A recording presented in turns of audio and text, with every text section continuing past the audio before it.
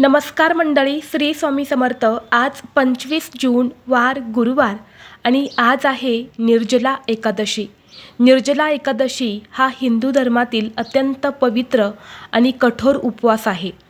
ज्येष्ठ महिन्यातील शुक्ल पक्षातील एकादशीला ही निर्जला एकादशी साजरी केली जाते। निर्जला म्हणजे पाण्याचाही त्याग करणे। या दिवशी अन्नासोबतच पाण्याचाही थेंब न पिता उपवास केला जातो, ज्यामुळे याला सर्व 24 एकादशींमध्ये सर्वोत्तम मानले जाते।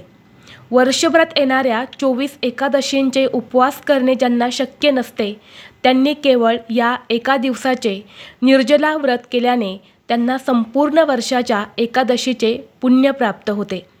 आणि म्हणून या दिवशी अनेक जण व्रत करून भगवान विष्णूंची पूजा करतात। निर्जला एकादशीचा दिवस हा खूप महत्त्वाचा असल्यामुळे या दिवशी खास काही प्रभावी उपायसुद्धा केले जातात। हळद ही भगवान श्रीहरी विष्णू यांना अत्यंत प्रिय आहे आणि यात हळदी संबंधित आपण काही उपाय जर केले तर ते खूप जास्त प्रभावी ठरतात।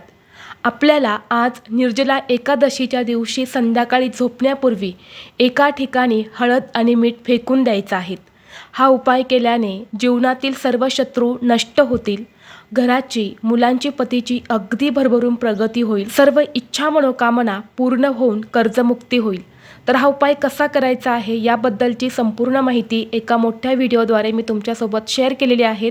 तो व्हिडिओ पाहण्यासाठी या व्हिडिओच्या खाली जो छोटा त्रिकोण दिसत आहे त्या त्रिकोणावरती क्लिक करा, म्हणजे योग्य ती माहिती तुमच्यापर्यंत येईल।